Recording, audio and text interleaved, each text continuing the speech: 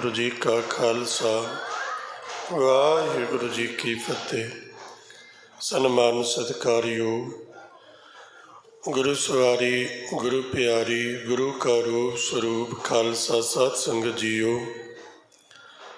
वडभागी हो जो बड़े प्यार सहित साहिब श्री गुरु तेग बहादुर साहब महाराज जी दे बख्शिशां रहमतां भरे शहीदी अस्थान गुरुद्वारा सीसगंज साहिब विखे गुरु दरबार की हाजरी भर रहे हो। लड़ीवार चल रहे प्रसंग अनुसार श्री गुरु हरगोबिंद साहब महाराज सच्चे पातशाह मीरी पीरी दे मालक कीरतपुर साहब की धरती ते शुभाएमान हैं। सतगुरु पातशाह जी ने गुरता गद्दी अपने पुत्र श्री गुरु हरराय साहब जी को बख्शिश की है और आप संगतां विच हुक्म किया है कि असीं अपने पंज भौतिक शरीर का त्याग करके प्रभुपुर प्याना करना है। गुरु के प्यारे सिख गुरु की संगतां सतगुरु जी का परिवार महाराज जी के कोल है। सारे दर्शन करके अंदरों अंदरी बड़े व्याकुल ने कि इस नूरानी चेहरे दे सतगुरु जी के सुंदर स्वरूप दे मुड़ के सानू दर्शन नहीं होने। सतगुरु जी ने कहा भाई किसी दे मन की कोई भी गल है वो तुसी पूछ लो। सारियां नू सतगुरु महाराज जी ने यथाशक्त उपदेश बख्शिश किया है। सब नू बचन किए ने भाई तुसी इस तरह करना इस तरह करना। सतवें पातशाह महाराज जी नू हुक्म किया 2200 घोड़ सवार योधे सूरमे अपने कोल रखने पर जंग युद्ध की कदी बिरती नहीं बनानी। जंग युद्ध का कदी समा नहीं आएगा। उस वेले सतगुरु पातशाह महाराज जी ने हुक्म किया सारे परिवार नूं भाई तुसी सोग नहीं करना। आना जाना शरीर का ये परमात्मा के हुक्म विच है।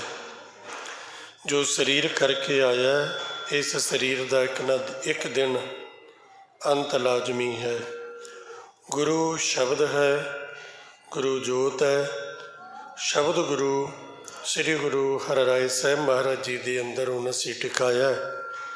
इसलिए इस शरीर के नाश का परमात्मा के हुक्म अनुसार ना असी ना वड्डे गुरु साहबान ने कोई सोग किया ना तुसी करना।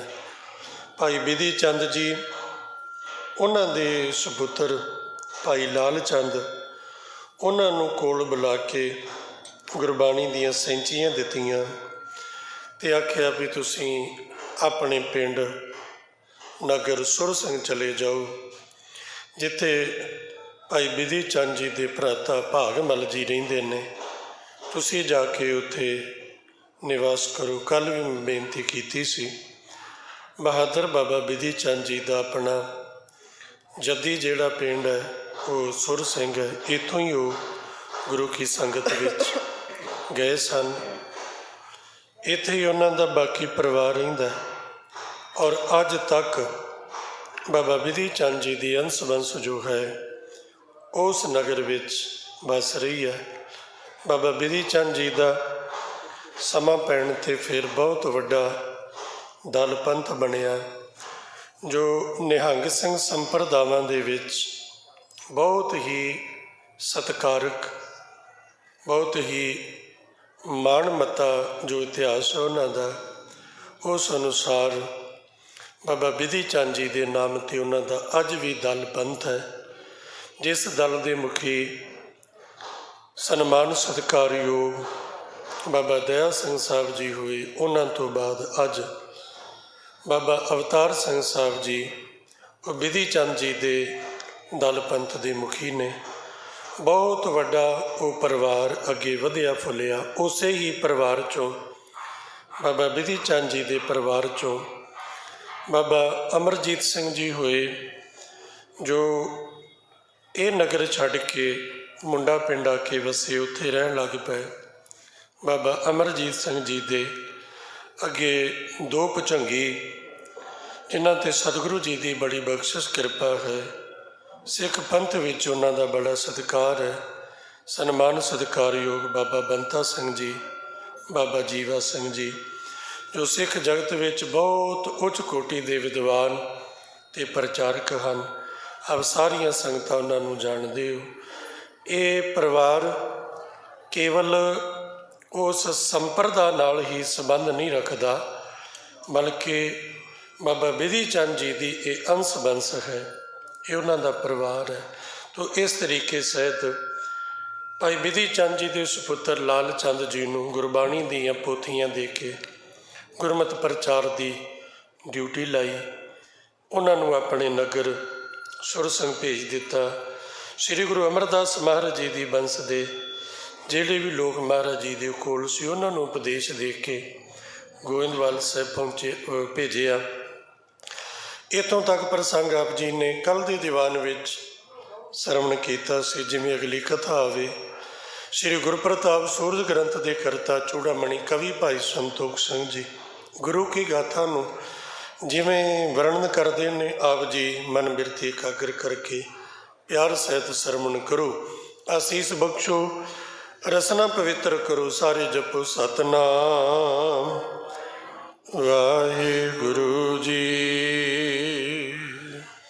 ਸ਼੍ਰੀ ਗੁਰ ਅਮਰ ਅੰਸ ਵਡ ਭਾਗੀ। ਧੰਨ ਧੰਨ ਸ੍ਰੀ ਗੁਰੂ ਅਮਰਦਾਸ ਪਾਤਸ਼ਾਹ ਜੀ ਦੀ ਵੰਸ ਦੇ ਉਹ ਵੱਡਿਆਂ ਭਾਗਾਂ ਵਾਲੇ ਲੋਕ।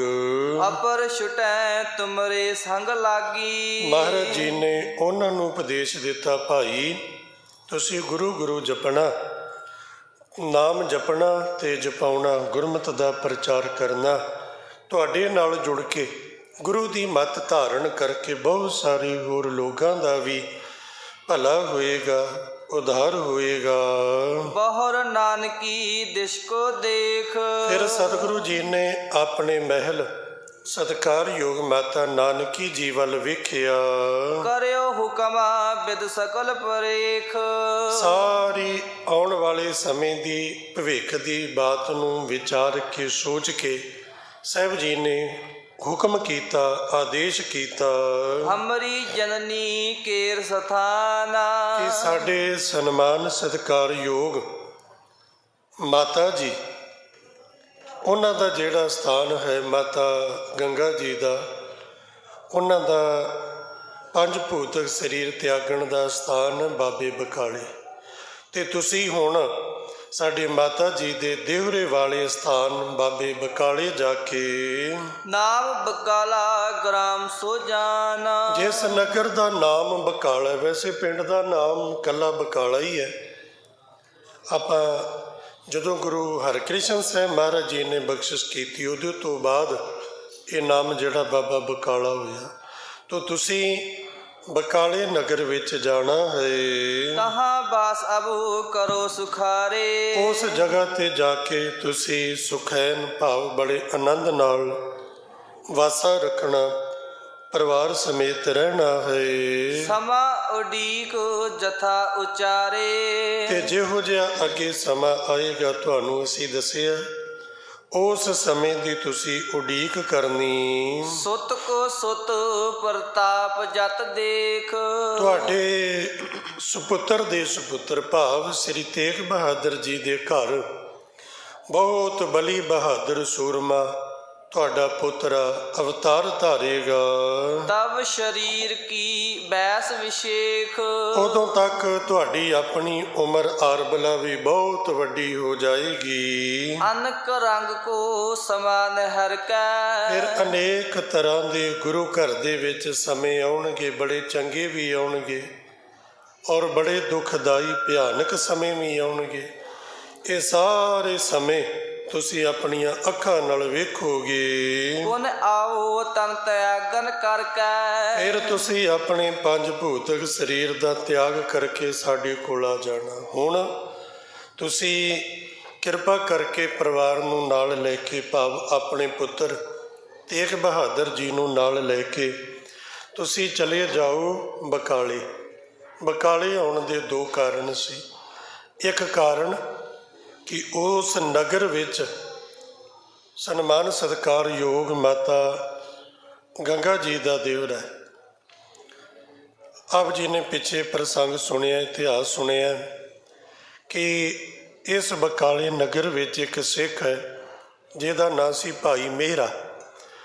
ਇਹ ਭਾਈ ਮਹਿਰਾ ਅੰਮ੍ਰਿਤਸਰ ਸਾਹਿਬ ਸਤਿਗੁਰੂ ਗੁਰੂ ਹਰਗੋਬਿੰਦ ਮਹਾਰਾਜ ਜੀ ਦੇ ਕੋਲ ਗਏ, ਜਾ ਕੇ ਬੇਨਤੀ ਕੀਤੀ, ਪਾਤਸ਼ਾਹ ਮੈਂ ਬੜਾ ਸੋਹਣਾ ਘਰ ਬਣਾਇਆ, ਤੁਸੀਂ ਮੇਰੇ ਘਰ ਚਰਨ ਪਾਓ।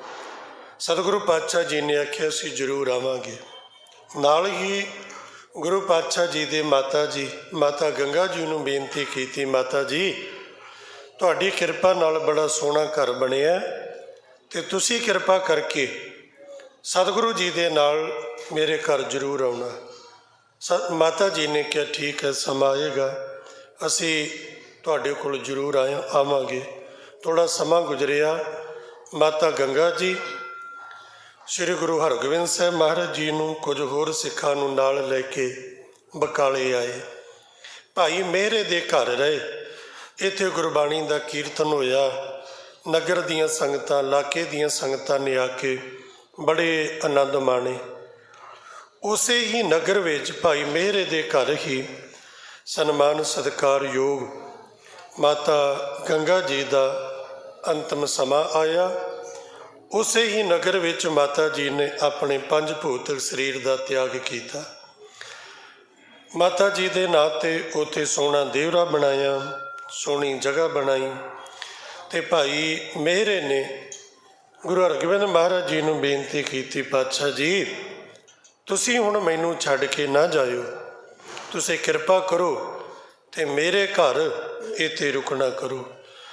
ਅਤੇ ਗੁਰੂ ਹਰਗੋਬਿੰਦ ਮਹਾਰਾਜ ਜੀ ਨੇ ਬਚਨ ਕੀਤਾ ਸੀ, ਭਾਈ ਮਹਿਰਾ ਹੁਣ ਅਸੀਂ ਜਾਣਾ, ਕਿਉਂਕਿ ਅਸੀਂ ਬਹੁਤ ਸਾਰੇ ਇਲਾਕੇ ਵਿੱਚ ਜਾਣਾ, ਬਹੁਤ ਸਾਰੇ ਕਾਰਜ ਨੇ ਕਰਨ ਵਾਲੇ, ਉਹ ਕਾਰਜ ਕਰਨੇ ਨੇ, ਸੰਗਤਾਂ ਦਾ ਭਲਾ ਕਰਨਾ, ਸੰਗਤਾਂ ਨੂੰ ਗੁਰਮਤਿ ਪ੍ਰਚਾਰ ਨਾਲ ਜੋੜਨਾ। ਪਰ ਤੇਰੀ ਬੇਨਤੀ ਆ ਵੀ ਸਾਡੇ ਕੋਲ ਬਹੁਤ ਲੰਬਾ ਸਮਾਂ ਰੁਕੋ। ਸਤਿਗੁਰੂ ਪਾਤਸ਼ਾਹ ਜੀ ਆਖਣ ਲੱਗੇ ਇਸ ਰੂਪ ਵਿੱਚ ਤੇ ਨਹੀਂ, ਹਾਂ ਤੇਰੇ ਘਰ ਵਿੱਚ ਆਵਾਂਗੇ ਜ਼ਰੂਰ, ਔਰ ਬਹੁਤ ਲੰਬਾ ਸਮਾਂ ਤੇਰੇ ਕੋਲ ਅਸੀਂ ਰੁਕਾਂਗੇ। ਭਾਈ ਮਹਿਰਾ ਜੀ ਮਾਤਾ ਗੰਗਾ ਜੀ ਦੇ ਅਸਥਾਨ ਦੀ ਸੇਵਾ ਕਰਦੇ ਰਹੇ, ਔਰ ਗੁਰੂ ਹਰਗੋਬਿੰਦ ਮਹਾਰਾਜ ਜੀ ਨੇ ਅੱਜ ਆਪਣੇ ਮਹਿਲ ਮਾਤਾ ਨਾਨਕੀ ਜੀ ਨੂੰ ਹੁਕਮ ਕੀਤਾ ਕਿ ਤੁਸੀਂ ਉਸ ਨਗਰ ਵਿੱਚ ਜਾ ਕੇ ਰਹਿਣਾ ਹੈ। ਇੱਕ ਕਾਰਨ ਮਾਤਾ ਗੰਗਾ ਜੀ ਦਾ ਸਥਾਨ ਹੈ। ਦੂਸਰਾ ਕਾਰਨ ਇਹ ਬਕਾਲਾ ਨਗਰ ਜਿਹੜਾ ਹੈ ਇਹ ਮਾਤਾ ਨਾਨਕੀ ਜੀ ਦਾ ਆਪਣਾ ਪੇਕੇ ਘਰ ਦਾ ਪਿੰਡ ਹੈ। ਗੁਰੂ ਹਰਗੋਬਿੰਦ ਪਾਤਸ਼ਾਹ ਜੀ ਦੇ 3 ਮਹਿਲ ਨੇ, ਮਾਤਾ ਦਮੋਦਰੀ ਜੀ, ਮਾਤਾ ਮਹਾਦੇਵੀ ਜੀ ਔਰ ਮਾਤਾ ਨਾਨਕੀ ਜੀ। ਮਾਤਾ ਨਾਨਕੀ ਜੀ ਦਾ ਜਿਹੜਾ ਪੇਕਾ ਪਰਿਵਾਰ ਹੈ ਇਹ ਬਕਾਲੇ ਦੀ ਧਰਤੀ 'ਤੇ ਹੈ। ਮਾਤਾ ਨਾਨਕੀ ਜੀ ਦੇ ਸਤਿਕਾਰਯੋਗ ਪਿਤਾ ਹਰੀ ਚੰਦ ਜੀ ਅਤੇ ਮਾਤਾ ਹਰੀ ਦੇਵੀ ਜੀ ਇਸ ਨਗਰ ਵਿੱਚ ਰਹਿੰਦੇ ਸਨ। ਸਤਿਗੁਰੂ ਗੁਰੂ ਹਰਗੋਬਿੰਦ ਪਾਤਸ਼ਾਹ ਜੀ ਨੇ ਤੁਰਨ ਵੇਲੇ, ਭਾਵ ਇਹਨਾਂ ਨੂੰ ਜਾਣ ਤੋਂ ਪਹਿਲਾਂ ਇਹ ਬਖਸ਼ਿਸ਼ਾਂ ਕੀਤੀਆਂ। ਇੱਕ ਰੁਮਾਲ ਇਹਨਾਂ ਦੀ ਝੋਲੀ 'ਚ ਪਾਇਆ, ਇੱਕ ਗੁਰਬਾਣੀ ਦੀ ਪੋਥੀ ਔਰ ਸ੍ਰੀ ਤੇਗ ਬਹਾਦਰ ਪਾਤਸ਼ਾਹ ਮਹਾਰਾਜ ਜੀ ਨੂੰ ਇੱਕ ਸ਼ਸਤਰ ਕਟਾਰ ਬਖਸ਼ਿਸ਼ ਕੀਤਾ ਅਤੇ ਆਖਿਆ ਕਿ ਸਾਡੇ ਅਕਾਲ ਚਲਾਣੇ ਤੋਂ ਬਾਅਦ ਤੁਸੀਂ ਬਕਾਲੇ ਜਾ ਕੇ ਵਸਣਾ। ਗੁਰੂ ਹਰਗੋਬਿੰਦ ਪਾਤਸ਼ਾਹ ਮਹਾਰਾਜ ਜੀ ਦਾ ਅਕਾਲ ਚਲਾਣਾ ਹੋਇਆ। ਪਾਤਸ਼ਾਹ ਜੀ ਜੋਤੀ ਜੋਤ ਸਮਾਏ, ਸਰੀਰ ਦੀ ਸਾਰੀ ਕਿਰਿਆ ਕੀਤੀ ਗਈ। ਉਸ ਤੋਂ ਬਾਅਦ ਜਿਹਨੂੰ ਜੋ ਹੁਕਮ ਸੀ ਉਸੇ ਅਨੁਸਾਰ ਸਤਿਗੁਰੂ ਪਾਤਸ਼ਾਹ ਜੀ ਦਾ ਹੁਕਮ ਮੰਨ ਕੇ ਆਪਣੀ ਆਪਣੀ ਥਾਂ 'ਤੇ ਸਾਰੇ ਚਲੇ ਗਏ। ਮਾਤਾ ਨਾਨਕੀ ਜੀ ਸ੍ਰੀ ਤੇਗ ਬਹਾਦਰ ਸਾਹਿਬ ਜੀ ਨੂੰ ਲੈ ਕੇ ਬਕਾਲੇ ਨਗਰ ਆ ਗਏ। ਇੱਥੇ ਇਹਨਾਂ ਦਾ ਪੇਕਾ ਪਰਿਵਾਰ ਵੀ ਹੈ। ਇੱਥੇ ਸਤਿਕਾਰਯੋਗ ਇਹਨਾਂ ਦੇ ਸੱਸ ਮਾਤਾ ਗੰਗਾ ਜੀ ਦਾ ਦੇਹਰਾ ਵੀ ਹੈ। ਉਸ ਸਥਾਨ 'ਤੇ ਆ ਕੇ ਭਾਈ ਮਹਿਰੇ ਦੇ ਘਰ ਇਹਨਾਂ ਨੇ ਆ ਕੇ ਨਿਵਾਸ ਰੱਖਿਆ, ਰੁਕਣਾ ਕੀਤਾ। ਮੈਂ ਥੋੜ੍ਹਾ ਜਿਹਾ ਆਪ ਜੀ ਨੂੰ ਬੇਨਤੀ ਕਰਾਂ, ਭਾਵੇਂ ਇਸ ਤੋਂ ਅੱਗੇ ਜੋ ਲੜੀਵਾਰ ਕਥਾ ਚੱਲਣੀ ਹੈ ਉਹ 7ਵੇਂ ਪਾਤਸ਼ਾਹ ਜੀ ਦੀ ਹੈ, ਕਿਉਂਕਿ ਗੁਰਤਾ ਗੱਦੀ ਉਹਨਾਂ ਨੂੰ ਬਖਸ਼ਿਸ਼ ਹੋਈ। ਉਹਨਾਂ ਤੋਂ ਬਾਅਦ 8ਵੇਂ ਪਾਤਸ਼ਾਹ ਜੀ ਦੀ ਕਥਾ ਹੋਣੀ ਹੈ। ਪਰ ਦਿੱਲੀ ਸਿੱਖ ਗੁਰਦੁਆਰਾ ਪ੍ਰਬੰਧਕ ਕਮੇਟੀ ਨੇ, ਧਰਮ ਪ੍ਰਚਾਰ ਕਮੇਟੀ ਦਿੱਲੀ ਸਿੱਖ ਗੁਰਦੁਆਰਾ ਪ੍ਰਬੰਧਕ ਕਮੇਟੀ ਨੇ ਉਪਰਾਲਾ ਕੀਤਾ ਕਿ ਸ੍ਰੀ ਗੁਰੂ ਤੇਗ ਬਹਾਦਰ ਪਾਤਸ਼ਾਹ ਮਹਾਰਾਜ ਜੀ ਦਾ 400 ਸਾਲਾ ਪਵਿੱਤਰ ਪ੍ਰਕਾਸ਼ ਗੁਰਪੁਰਬ ਆ ਰਿਹਾ ਹੈ, ਕੁਝ ਮਹੀਨੇ ਬਾਕੀ ਨੇ। ਉਦੋਂ ਤੱਕ ਇਹ ਲੜੀਵਾਰ ਸਾਰੀ ਕਥਾ 9ਵੇਂ ਪਾਤਸ਼ਾਹ ਮਹਾਰਾਜ ਜੀ ਦੇ ਜੀਵਨ ਦੀ ਜੋ ਕੀਤੀ ਜਾਏ, ਸੰਗਤਾਂ ਨੂੰ 9ਵੇਂ ਪਾਤਸ਼ਾਹ ਮਹਾਰਾਜ ਜੀ ਦਾ ਇਤਿਹਾਸ ਜਿਹੜਾ ਉਹ ਸੰਖੇਪ ਵਿੱਚ ਨਹੀਂ ਬਲਕਿ ਪੂਰੇ ਵਿਸਥਾਰ ਵਿੱਚ ਪਤਾ ਲੱਗੇ। ਇਸੇ ਲਈ ਆਪਾਂ ਸ੍ਰੀ ਗੁਰਪ੍ਰਤਾਪ ਸੂਰਜ ਗ੍ਰੰਥ ਚੋਂ ਚੁਣਵੇਂ ਪ੍ਰਸੰਗ ਗੁਰੂ ਤੇਗ ਬਹਾਦਰ ਪਾਤਸ਼ਾਹ ਜੀ ਦੇ ਲਏ ਨੇ। ਗੁਰੂ ਤੇਗ ਬਹਾਦਰ ਪਾਤਸ਼ਾਹ ਜੀ ਦਾ ਅਵਤਾਰ, ਮਹਾਰਾਜ ਜੀ ਦੀ ਸਗਾਈ, ਮਹਾਰਾਜ ਜੀ ਦਾ ਵਿਆਹ, ਗੁਰੂ ਹਰਗੋਬਿੰਦ ਪਾਤਸ਼ਾਹ ਜੀ ਦੇ ਜੋਤੀ ਜੋਤ ਸਮਾਉਣ ਤੋਂ ਪਹਿਲਾਂ ਜੋ ਉਹਨਾਂ ਨੂੰ ਬਖਸ਼ਿਸ਼ਾਂ ਹੋਈਆਂ, ਉਹ ਬਖਸ਼ਿਸ਼ਾਂ ਲੈ ਕੇ ਸਤਿਗੁਰੂ ਪਾਤਸ਼ਾਹ ਜੀ ਆ ਗਏ ਨੇ ਬਕਾਲੇ ਦੀ ਧਰਤੀ 'ਤੇ। ਮਾਤਾ ਜੀ ਦੇ ਨਾਲ ਇੱਥੇ ਰਹੇ। ਤਕਰੀਬਨ 26 ਸਾਲ ਦਾ ਸਮਾਂ ਗੁਜ਼ਰ ਗਿਆ। 7ਵੇਂ ਪਾਤਸ਼ਾਹ ਮਹਾਰਾਜ ਜੀ ਦਾ ਸਾਰਾ ਜੀਵਨ ਕਾਲ, 8ਵੇਂ ਪਾਤਸ਼ਾਹ ਜੀ ਦਾ ਸਾਰਾ ਜੀਵਨ ਕਾਲ ਗੁਜ਼ਰਿਆ। 8ਵੇਂ ਪਾਤਸ਼ਾਹ ਮਹਾਰਾਜ ਦਿੱਲੀ ਦੀ ਧਰਤੀ 'ਤੇ, ਜਿੱਥੇ ਅੱਜ ਗੁਰਦੁਆਰਾ ਬੰਗਲਾ ਸਾਹਿਬ ਹੈ, ਇਹ ਰਾਜੇ ਜੈ ਸਿੰਘ ਦਾ ਬੰਗਲਾ ਹੈ। ਇਸ ਜਗ੍ਹਾ 'ਤੇ ਸਤਿਗੁਰੂ ਪਾਤਸ਼ਾਹ ਜੀ ਦਾ ਨਿਵਾਸ ਸੀ ਔਰ ਗੁਰੂ ਘਰ ਦੀ ਇਹ ਮਰਿਆਦਾ ਤੁਰੀ ਆਈ ਹੈ। 10ਵੇਂ ਪਾਤਸ਼ਾਹ ਤੱਕ ਮਹਾਰਾਜ ਜੀ ਨੇ ਇਸ ਮਰਿਆਦਾ ਦਾ ਪਾਲਨ ਕੀਤਾ, ਇਹਨੂੰ ਨਿਭਾਇਆ ਕਿ ਜਿਹੜੀ ਗੁਰਤਾ ਗਦੀ ਹੈ ਨਾ, ਗੁਰੂ ਸਾਹਿਬ ਨੇ ਆਪਣੇ ਜੀਂਦਿਆਂ ਜੀ ਬਖਸ਼ਿਸ਼ ਕੀਤੀ। ਥਾਪਿਆ ਲਹਿਣਾ ਜੀਵਦਾ, ਇਹ ਗੁਰੂ ਨਾਨਕ ਮਹਾਰਾਜ ਜੀ ਤੋਂ ਬਖਸ਼ਿਸ਼ ਸ਼ੁਰੂ ਹੋਈ। ਇਹ ਨਹੀਂ ਵੀ ਪਾਤਸ਼ਾਹ ਜੋਤੀ ਜੋਤ ਸਮਾਉਣ ਤੇ ਸੰਗਤਾਂ ਨੂੰ ਅੱਗੇ ਪਤਾ ਹੀ ਨਾ ਹੋਵੇ ਵੀ ਗੁਰੂ ਕੌਣ ਹੈ, ਆਪੋ ਆਪਣੀ ਮਰਜ਼ੀ ਫਿਰ ਆਪੋ ਧਾਪ ਪੈ ਜੇ। ਨਹੀਂ, ਆਪਣੀ ਥਾਂ 'ਤੇ ਆਪ ਜੀਂਦੇ ਜੀ ਪਾਤਸ਼ਾਹ ਮਹਾਰਾਜ ਜੀ ਨੇ ਅੱਗੇ ਵਾਸਤੇ ਗੁਰੂ ਕਿਹਨੇ ਬਣਨਾ ਹੈ, ਇਹ ਸੰਗਤਾਂ ਵਿੱਚ ਐਲਾਨ ਕੀਤਾ। ਸਮਾਂ ਆਇਆ ਗੁਰੂ ਹਰਕ੍ਰਿਸ਼ਨ ਸਾਹਿਬ ਮਹਾਰਾਜ ਜੀ ਨੇ ਜੋਤੀ ਜੋਤ ਸਮਾਉਣਾ ਹੈ ਅਤੇ ਉਸ ਮਰਿਆਦਾ ਨੂੰ ਧਿਆਨ ਵਿੱਚ ਰੱਖ ਕੇ ਸੰਗਤਾਂ ਨੂੰ ਦੱਸਣਾ ਹੈ ਵੀ ਅੱਗੇ ਗੁਰੂ ਕੌਣ ਹੈ। ਇਹ 'ਤੇ ਥੋੜ੍ਹੀ ਜਿਹੀ ਤਵੱਜੋ ਦੇਣਾ, ਕਿਉਂਕਿ ਇਹ ਵਾਰ-ਵਾਰ ਇਹ ਗੱਲਾਂ ਨਹੀਂ ਰਿਪੀਟ ਹੋਣੀਆਂ। ਤੁਹਾਨੂੰ ਪਤਾ ਲੱਗ ਜਾਏਗਾ ਕਿ ਗੁਰੂ ਹਰਕ੍ਰਿਸ਼ਨ ਸਾਹਿਬ ਮਹਾਰਾਜ ਜੀ ਦੇ ਇਹਨਾਂ ਬੋਲਾਂ 'ਚ ਭੇਦ ਕੀ ਸੀ ਔਰ ਉਹਨਾਂ ਨੇ ਆਪਣੀ ਥਾਂ 'ਤੇ 9ਵੇਂ ਗੁਰੂ ਦਾ ਨਾਮ ਕਿਉਂ ਨਹੀਂ ਲਿਆ। ਜਗ੍ਹਾ ਦੱਸ ਦਿੱਤੀ, ਟਿਕਾਣਾ ਦੱਸ ਦਿੱਤਾ, ਨਾਮ ਕਿਉਂ ਨਹੀਂ ਲਿਆ, ਇਹ ਧਿਆਨ ਨਾਲ ਸੁਣਨਾ। ਗੁਰੂ ਹਰਕ੍ਰਿਸ਼ਨ ਸਾਹਿਬ ਮਹਾਰਾਜ ਜੀ ਨੇ ਜੋਤੀ ਜੋਤ ਸਮਾਉਣ ਤੋਂ ਪਹਿਲਾਂ ਸੰਗਤਾਂ ਨੂੰ ਹੁਕਮ ਕੀਤਾ, ਭਾਈ ਅਸੀਂ ਆਪਣੇ 5 ਭੌਤਿਕ ਸਰੀਰ ਦਾ ਤਿਆਗ ਕਰਨਾ ਹੈ ਔਰ ਸਾਡੇ ਤੋਂ ਬਾਅਦ 9ਵੇਂ ਗੁਰੂ ਬਕਾਲੇ ਦੀ ਧਰਤੀ 'ਤੇ ਹੋਣਗੇ। ਜੋ ਕਵੀ ਸੰਤੋਖ ਸਿੰਘ ਜੀ ਨੇ ਬਚਨ ਕਹੇ, ਉਹ ਬਚਨ ਨੇ, ਬਾਬਾ ਬਸੇ ਜੇ ਗ੍ਰਾਮ ਬਕਾਲੇ, ਕਿ ਬਾਬਾ ਬਕਾਲੇ ਦੀ ਧਰਤੀ 'ਤੇ ਵੱਸਦਾ ਹੈ। 9ਵਾਂ ਗੁਰੂ ਬਾਬਾ ਬਸੇ ਜੇ ਗ੍ਰਾਮ ਬਕਾਲੇ, ਬਨ ਗੁਰ ਸੰਗਤ ਸਗਲ ਸੰਭਾਲੇ। 9ਵਾਂ ਗੁਰੂ ਬਾਬਾ ਬਕਾਲੇ ਦੀ ਧਰਤੀ 'ਤੇ ਹੈ। ਇਹ ਦੋਨੋਂ ਸ਼ਬਦ ਵੱਖਰੇ ਵੱਖਰੇ ਨੇ। ਨਗਰ ਦਾ ਨਾਮ ਹੈ ਬਕਾਲਾ, ਅੱਜ ਆਪਾਂ ਉਹਨੂੰ ਬਾਬਾ ਬਕਾਲਾ ਆਖਦੇ ਹਾਂ ਔਰ ਇਹ ਗੁਰੂ ਹਰਕ੍ਰਿਸ਼ਨ ਸਾਹਿਬ ਜੀ ਦੇ ਬਚਨ ਤੋਂ ਬਾਅਦ ਸ਼ੁਰੂ ਹੋਇਆ, ਬਾਬਾ ਬਕਾਲਾ ਸਾਹਿਬ ਆਖਦੇ ਹਾਂ। ਬਾਬਾ ਬਸੈ, ਬਾਬਾ ਸਾਡੇ ਬਾਬਾ ਜੀ ਵਸਦੇ ਨੇ ਬਕਾਲੇ ਦੀ ਧਰਤੀ 'ਤੇ, ਉਹ 9ਵੇਂ ਗੁਰੂ ਹੋਣਗੇ। ਬਨ ਗੁਰ ਸੰਗਤ ਸਕਲ ਸੰਭਾਲੇ, ਆਪ ਉਹ 9ਵੇਂ ਗੁਰੂ ਬਣ ਕੇ ਬੈਠ ਕੇ ਗੁਰੂ ਨਾਨਕ ਨਾਮ ਲੇਵਾ ਸੰਗਤਾਂ ਦੀ ਸੰਭਾਲ ਕਰਨਗੇ। ਹੁਣ ਬਾਬਾ ਕਿਉਂ ਆਖਿਆ, ਨਾਮ ਕਿਉਂ ਨਹੀਂ ਲਿਆ, ਗੌਰ ਕਰਨਾ। ਗੁਰੂ ਹਰਕ੍ਰਿਸ਼ਨ ਸਾਹਿਬ ਮਹਾਰਾਜ ਜੀ ਦੇ ਪਿਤਾ ਜੀ ਕੌਣ ਨੇ? ਸ਼੍ਰੀ ਗੁਰੂ ਹਰਿਰਾਏ ਸਾਹਿਬ ਮਹਾਰਾਜ। ਸ਼੍ਰੀ ਗੁਰੂ ਹਰਿਰਾਏ ਸਾਹਿਬ ਜੀ ਦੇ ਪਿਤਾ ਜੀ ਕੌਣ ਨੇ? ਬਾਬਾ ਗੁਰਦਿੱਤਾ ਜੀ। ਬਾਬਾ ਗੁਰਦਿੱਤਾ ਜੀ 8ਵੇਂ ਪਾਤਸ਼ਾਹ ਸ਼੍ਰੀ ਗੁਰੂ ਹਰਕ੍ਰਿਸ਼ਨ ਸਾਹਿਬ ਮਹਾਰਾਜ ਜੀ ਦੇ ਸਕੇ ਦਾਦਾ ਜੀ ਲੱਗਦੇ ਨੇ। ਫਿਰ ਬੇਨਤੀ ਕਰਾਂ, ਥੋੜ੍ਹਾ ਜਿਹਾ ਧਿਆਨ ਦਿਓ, ਗੱਲ ਪਕੜ 'ਚ ਆ ਜਾਏ, ਇਹ ਤੁਹਾਡੇ ਸਾਰੇ ਸ਼ੰਕੇ ਮਿਟ ਜਾਣਗੇ, ਸਾਰੀ ਰੂਪ ਰੇਖਾ ਆਪਣੇ ਆਪ ਸਾਹਮਣੇ ਆ ਜਾਏਗੀ। 8ਵੇਂ ਪਾਤਸ਼ਾਹ ਸ਼੍ਰੀ ਗੁਰੂ ਹਰਕ੍ਰਿਸ਼ਨ ਸਾਹਿਬ ਮਹਾਰਾਜ ਜੀ ਦੇ ਪਿਤਾ ਨੇ 7ਵੇਂ ਪਾਤਸ਼ਾਹ ਸ਼੍ਰੀ ਗੁਰੂ ਹਰਿਰਾਏ ਸਾਹਿਬ ਜੀ। ਹਰਿਰਾਏ ਸਾਹਿਬ ਸੱਚੇ ਪਾਤਸ਼ਾਹ ਮਹਾਰਾਜ ਜੀ ਦੇ ਪਿਤਾ ਬਾਬਾ ਗੁਰਦਿੱਤਾ ਜੀ। ਬਾਬਾ ਗੁਰਦਿੱਤਾ ਜੀ ਤੇ ਸ਼੍ਰੀ ਗੁਰੂ ਤੇਗ ਬਹਾਦਰ ਸਾਹਿਬ ਮਹਾਰਾਜ ਇਹ ਸਕੇ ਭਰਾ ਨੇ। ਬਾਬਾ ਗੁਰਦਿੱਤਾ ਜੀ, ਬਾਬਾ ਟਲ ਰਾਏ ਜੀ, ਬਾਬਾ ਸੂਰਜਮਲ ਜੀ, ਬਾਬਾ ਅਣੀ ਰਾਏ ਜੀ ਤੇ ਸ੍ਰੀ ਗੁਰੂ ਤੇਗ ਬਹਾਦਰ ਮਹਾਰਾਜ ਜੀ, ਇਹ ਪੰਜੇ ਸਕੇ ਭਰਾ ਨੇ। ਗੁਰੂ ਹਰਗੋਬਿੰਦ ਸਾਹਿਬ ਮਹਾਰਾਜ ਦੇ ਪੁੱਤਰ ਨੇ। ਗੁਰੂ ਅਰਜਨ ਦੇਵ ਪਾਤਸ਼ਾਹ ਮਹਾਰਾਜ ਜੀ ਦੇ ਪੋਤਰੇ ਨੇ। ਧੰਨ ਗੁਰੂ ਰਾਮਦਾਸ ਮਹਾਰਾਜ ਜੀ ਦੇ ਪੜਪੋਤਰੇ ਨੇ। ਇਹ ਸਿਲਸਿਲਾ ਨਾ ਚੱਲੀ ਪੀੜੀ ਸੋਢੀਆਂ ਰੂਪ ਦਿਖਾਵਣ ਵਾਰੋ ਵਾਰੀ। ਗੁਰੂ ਹਰਕ੍ਰਿਸ਼ਨ ਸਾਹਿਬ ਮਹਾਰਾਜ ਜੀ ਦੇ ਬਾਬਾ ਗੁਰਦਿੱਤਾ ਜੀ ਦਾਦਾ ਲੱਗਦੇ ਨੇ, ਸਕੇ ਦਾਦਾ। ਤੇ ਗੁਰੂ ਤੇਗ ਬਹਾਦਰ ਮਹਾਰਾਜ ਜੀ ਦਾਦੇ ਦੇ ਸਕੇ ਭਰਾ ਨੇ। ਤੇ ਸਾਡੇ ਦਾਦੇ ਦਾ ਸਕਾ ਭਰਾ ਹੋਵੇ, ਉਹਨੂੰ ਕੀ ਸ਼ਬਦ ਵਰਤਾਂਗੇ? ਉਹ ਸਾਡਾ ਕੀ ਲੱਗੇਗਾ? ਦਾਦਾ, ਦਾਦਾ ਲੱਗੇਗਾ।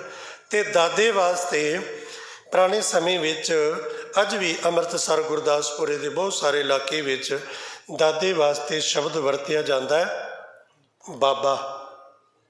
ਦਾਦੀ ਵਾਸਤੇ ਸ਼ਬਦ ਵਰਤਿਆ ਜਾਂਦਾ ਬੇਬੇ। ਬੇਬੇ ਦਾਦੀ ਲਈ ਸ਼ਬਦ ਵਰਤਿਆ ਜਾਂਦਾ ਬੇਬੇ। ਕਈ ਥਾਵਾਂ 'ਤੇ ਮਾਂ ਲਈ ਵੀ ਵਰਤਿਆ ਜਾਂਦਾ।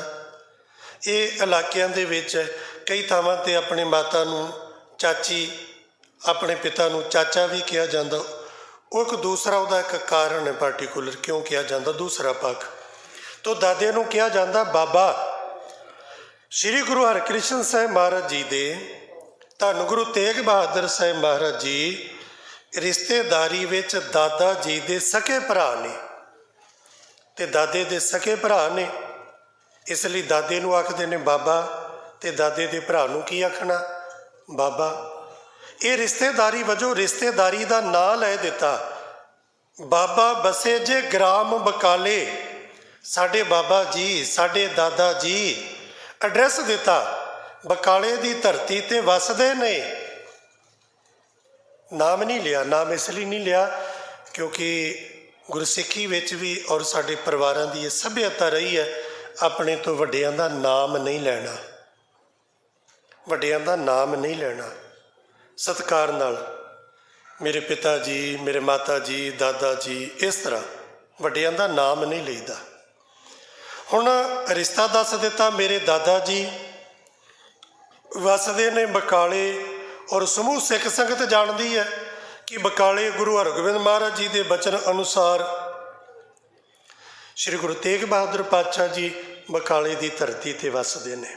ਪਰ ਉਹਨਾਂ ਦੇ ਰਹਿਣ ਦਾ ਜੋ ਤਰੀਕਾ ਹੈ ਉਹ ਇਹ ਹੈ ਵੀ ਉਹ ਗੁਪਤ ਰਹਿੰਦੇ ਨੇ। ਸਮੇਂ ਸਮੇਂ ਨਾਲ ਗੁਰਮਤਿ ਪ੍ਰਚਾਰ ਵਾਸਤੇ ਵੀ ਨਿਕਲੇ, ਗੁਰਮਤਿ ਪ੍ਰਚਾਰ ਵੀ ਕੀਤਾ, ਪਰ ਬਹੁਤਾ ਸਮਾਂ ਉਹ ਭੋਰੇ ਵਿੱਚ ਰਹਿੰਦੇ ਨੇ। ਤੇ ਭੋਰੇ ਦਾ ਕਾਰਨ ਕੀ? ਭੋਰੇ ਦਾ ਕਾਰਨ ਕੋਈ ਪਖੰਡ ਨਹੀਂ, ਭੋਰੇ ਦਾ ਕਾਰਨ ਕੋਈ ਦਿਖਾਵਾ ਨਹੀਂ। ਭੋਰਾ ਧਰਤੀ ਦੇ ਵਿੱਚ ਥੱਲੇ ਖੋਦ ਕੇ ਜਗ੍ਹਾ ਬਣਾਉਣੀ ਭੋਰਾ। ਗਰਮੀਆਂ ਦੇ ਵਿੱਚ ਠੰਡਾ, ਸਰਦੀਆਂ ਦੇ ਵਿੱਚ ਨਿੱਘਾ। ਗਰਮੀਆਂ ਦੇ ਵਿੱਚ ਉੱਥੇ ਕੋਈ ਬਹੁਤੀ ਹਵਾ ਦੀ ਲੋੜ ਨਹੀਂ। ਮਿੱਟੀ ਜਿਹੜੀ ਹੈ, ਮਿੱਟੀ ਦੀ ਆਪਣੀ ਤਾਸੀਰ ਠੰਡੀ ਹੈ। ਮਿੱਟੀ ਬਹੁਤੀ ਉੱਪਰੋਂ ਮਾੜੀ ਮੋਟੀ ਤਪੀ ਹੋਏਗੀ, ਥੱਲਿਓਂ ਖੋਦ ਕੇ ਵੇਖੋ ਠੰਡੀ ਹੋਏਗੀ। ਆਪਾਂ ਪਾਣੀ ਪੀਏ ਨਾ ਨਲਕੇ ਦਾ, ਖੂਹ ਦਾ, ਥੱਲਿਓਂ ਗਹਿਰਾ ਆਏਗਾ, ਠੰਡਾ ਆਏਗਾ। ਔਰ ਸਰਦੀ ਦੇ ਵਿੱਚ ਨਲਕਾ ਗੇੜੋ, ਗਰਮੀਆਂ ਵਿੱਚ ਪਾਣੀ ਆਏਗਾ ਠੰਡਾ ਨਲਕੇ ਦਾ ਪਾਣੀ, ਤੇ ਸਰਦੀ ਦੇ ਵਿੱਚ ਆਏਗਾ ਨਿੱਘਾ। ਇਹ ਜ਼ਮੀਨ ਦੀ ਮਿੱਟੀ ਦੀ ਤਾਸੀਰ ਹੈ। ਇਸ ਲਈ ਸਰੀਰ ਵਾਸਤੇ ਅਨੁਕੂਲ। ਦੂਸਰਾ ਇਕਾਂਤ, ਜਿੱਥੇ ਕੋਈ ਰੌਲਾ ਗੋਲਾ ਨਹੀਂ। ਆਪਣੇ ਲਈ ਥੋੜ੍ਹਾ ਜਿਹਾ ਭੋਰਾ ਬਣਾਇਆ, ਉੱਥੇ ਬਹੁਤਾ ਸਮਾਂ ਰਹਿੰਦੇ। ਨਾਲ ਨੇ ਸਨਮਾਨ ਸਤਿਕਾਰਯੋਗ ਮਾਤਾ ਨਾਨਕੀ ਜੀ, ਸਤਿਗੁਰੂ ਗੁਰੂ ਤੇਗ ਬਹਾਦਰ ਪਾਤਸ਼ਾਹ ਜੀ ਦੇ ਮਹਿਲ ਮਾਤਾ ਗੁਜਰੀ ਜੀ, ਇਹ ਵੀ ਉਦੋਂ ਤੋਂ ਹੀ ਨਾਲ ਨੇ ਸੇਵਾ ਵਿੱਚ। ਤੇ ਭਾਈ ਮਹਿਰੇ ਦੇ ਘਰ ਇਹ ਰਹਿੰਦੇ ਨੇ। ਭਾਈ ਮਹਿਰੇ ਨੇ ਸੇਵਾ ਕਮਾਈ। ਇੱਕ ਨੁਕਤਾ ਛੋਟਾ ਜਿਹਾ ਹੋਰ, ਇਸੇ ਸਥਾਨ ਦੇ ਨਾਲ ਅੱਜ ਵੀ ਉਹ ਸਥਾਨ ਹੈ ਜਿੱਥੇ ਮਾਤਾ ਗੰਗਾ ਜੀ ਦਾ ਸੰਸਕਾਰ ਹੋਇਆ, ਉਹਨਾਂ ਦਾ ਦਿਵੜਾ।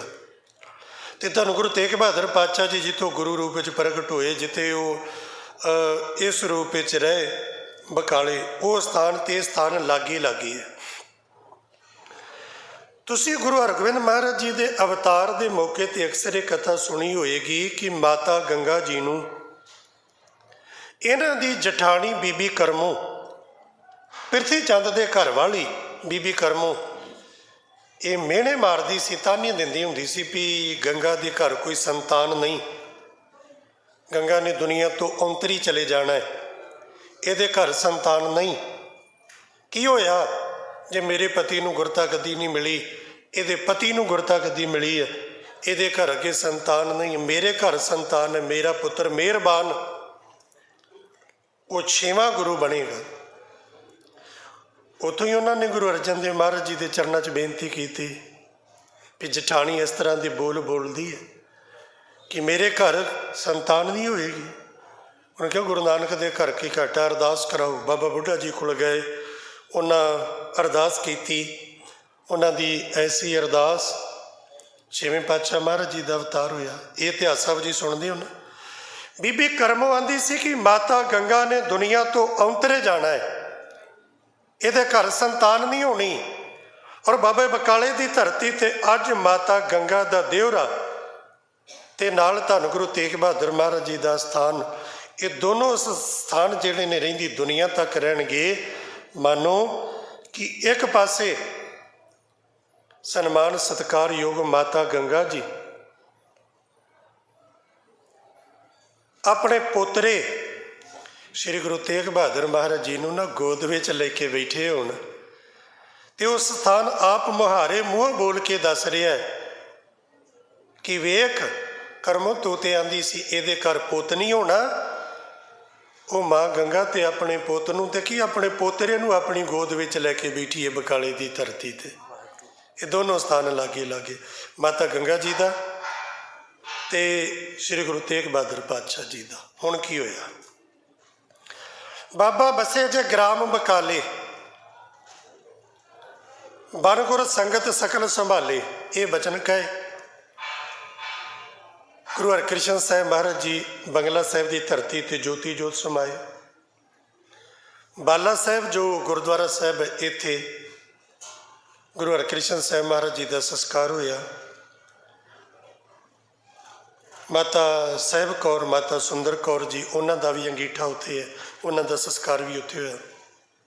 ਉਸ ਤੋਂ ਬਾਅਦ ਸਤਿਗੁਰੂ ਜੀ ਦਾ ਇਹ ਬਚਨ ਕਹਿਣ ਦੀ ਦੇਰ ਕਿ ਬਾਬਾ ਬਸੇ ਜੇ ਗ੍ਰਾਮ ਬਕਾਲੇ, ਤੇ ਸੰਗਤਾਂ 'ਚ ਗੱਲ ਪ੍ਰਚਲਿਤ ਹੋ ਗਈ ਵੀ 8ਵੇਂ ਪਾਤਸ਼ਾਹ ਮਹਾਰਾਜ ਜੋਤੀ ਜੋਤ ਸਮਾ ਗਏ ਨੇ, ਤੇ 9ਵਾਂ ਗੁਰੂ ਕਿੱਥੇ ਹੈ ਤੇ ਕੌਣ ਹੈ?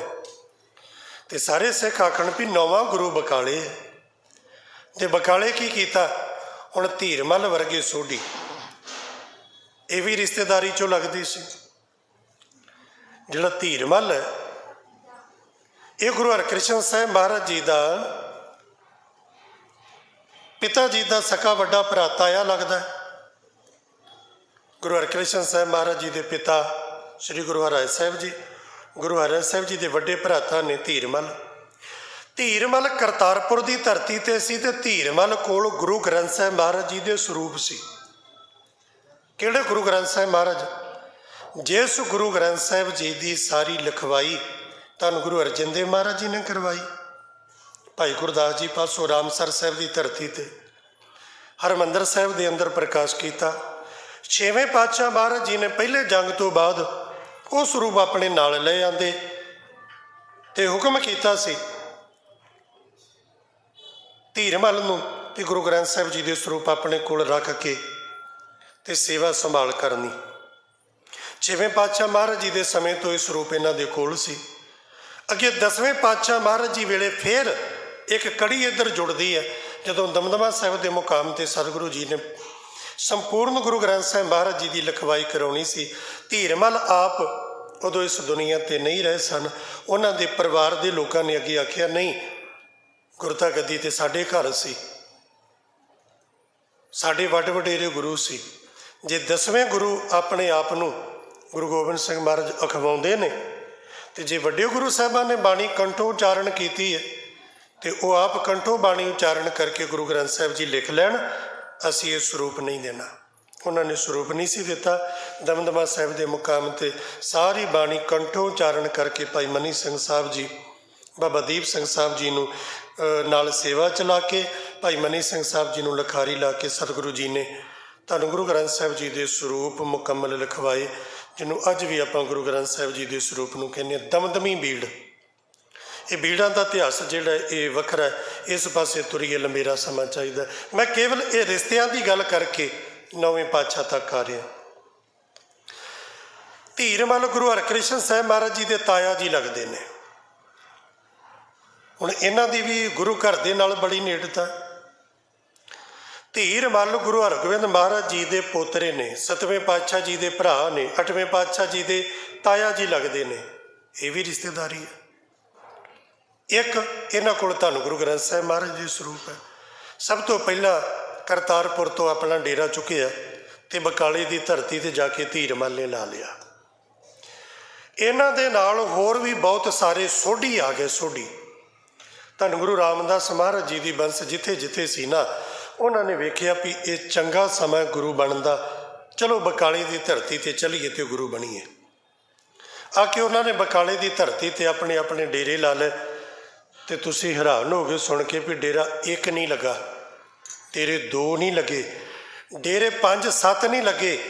ਇਹਨਾਂ ਪਖੰਡੀਆਂ ਦੇ ਡੇਰੇ ਬਣ ਗਏ 22।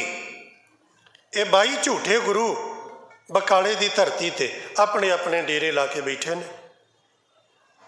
ਤੇ ਜਿਹੜਾ ਸੱਚਾ ਗੁਰੂ ਹੈ ਉਹ ਗੁਪਤ ਹੈ ਭੋਰੇ ਵਿੱਚ, ਧੰਨ ਗੁਰੂ ਤੇਗ ਬਹਾਦਰ ਮਹਾਰਾਜ। ਹੁਣ ਇੱਥੋਂ ਮੈਂ ਥੋੜ੍ਹਾ ਜਿਹਾ ਇਹ ਇਤਿਹਾਸ ਤੁਹਾਨੂੰ ਸੰਖੇਪ ਵਿੱਚ ਦੱਸ ਕੇ ਹੁਣ ਬਕਾਲੇ ਦੀ ਧਰਤੀ ਤੇ ਲੈ ਕੇ ਚੱਲਾਂ। ਅੱਜ ਤੋਂ ਫਿਰ ਇਹ ਪ੍ਰਸੰਗ ਜਿਹੜਾ ਨਾ ਇਹ ਨਿਰੰਤਰ ਲਗਾਤਾਰ ਚੱਲੇਗਾ। ਆਪਾਂ ਨੂੰ ਵਿੱਚੋਂ ਕੁਝ ਛੱਡਣ ਦੀ, ਕੁਝ ਕਰਨ ਦੀ ਜ਼ਰੂਰਤ ਨਹੀਂ ਪੈਗੀ, ਕਿਉਂਕਿ ਆਪਾਂ 6ਵੇਂ ਪਾਤਸ਼ਾਹ ਮਹਾਰਾਜ ਦੇ ਜੋਤੀ ਜੋਤ ਸਮਾਉਣ ਤੋਂ ਬਾਅਦ ਸਿੱਧਾ ਹੁਣ ਬਕਾਲੇ ਦੀ ਧਰਤੀ ਤੇ ਚੱਲੀਏ। ਜਿਸ ਜਗ੍ਹਾ ਤੇ ਭਾਈ ਮਹਿਰੇ ਦੇ ਘਰ ਮਾਤਾ ਗੰਗਾ ਜੀ ਦੇ ਸਥਾਨ ਦੇ ਕੋਲ ਸਨਮਾਨ ਸਤਿਕਾਰਯੋਗ ਮਾਤਾ ਨਾਨਕੀ ਜੀ ਆਪਣੇ ਪੁੱਤਰ ਨੂੰ ਲੈ ਕੇ, ਗੁਰੂ ਤੇਗ ਬਹਾਦਰ ਮਹਾਰਾਜ ਜੀ ਨੂੰ ਲੈ ਕੇ, ਆਪਣੀ ਨੂੰਹ ਮਾਤਾ ਗੁਜਰੀ ਨੂੰ ਲੈ ਕੇ ਉਹ ਨਿਵਾਸ ਰੱਖ ਰਹੇ ਹਨ। ਸੰਗਤਾਂ ਦੂਰ ਦਰਾਡੇ ਤੋਂ ਗੁਰੂ ਨੂੰ ਮਿਲਣ ਵਾਸਤੇ, ਗੁਰੂ ਨੂੰ ਮੱਥਾ ਟੇਕਣ ਵਾਸਤੇ, ਗੁਰੂ ਨੂੰ ਦਸਵੰਧ ਦੀ ਮਾਇਆ ਭੇਟ ਕਰਨ ਵਾਸਤੇ ਬਕਾਲੇ ਦੀ ਧਰਤੀ ਤੇ ਪਹੁੰਚ ਰਹੀਆਂ ਹਨ।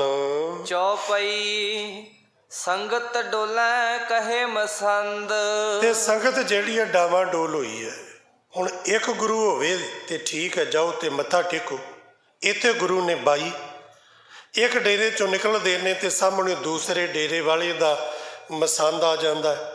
ਉਹ ਆਪਣੇ ਆਪਣੇ ਡੇਰੇ ਨੂੰ ਸੰਗਤਾਂ ਨੂੰ ਲਈ ਫਿਰਦੇ। ਨਹਿ ਪ੍ਰਾਪਤ ਸਤਿਗੁਰ ਸੁਖ ਕੰਦ। ਸੰਗਤਾਂ ਨੂੰ ਸੱਚਾ ਗੁਰੂ, ਦਿਲ ਦੀਆਂ ਜਾਣਨ ਵਾਲਾ ਗੁਰੂ, ਮੁਰਾਦਾਂ ਪੂਰੀਆਂ ਆਸਾਂ ਪੂਰੀਆਂ ਕਰਨ ਵਾਲਾ ਗੁਰੂ, ਲੋਕ ਪਰਲੋਕ ਦੇ ਸੁਖ ਦੇਣ ਵਾਲਾ ਗੁਰੂ, ਤਮਾਮ ਪ੍ਰਕਾਰ ਦੇ ਰੋਗ ਆਦਿ ਵਿਆਦ ਉਪਾਦ ਕੱਟਣ ਵਾਲਾ ਸੱਚਾ ਗੁਰੂ ਸੰਗਤਾਂ ਨੂੰ ਨਹੀਂ ਮਿਲ ਰਿਹਾ।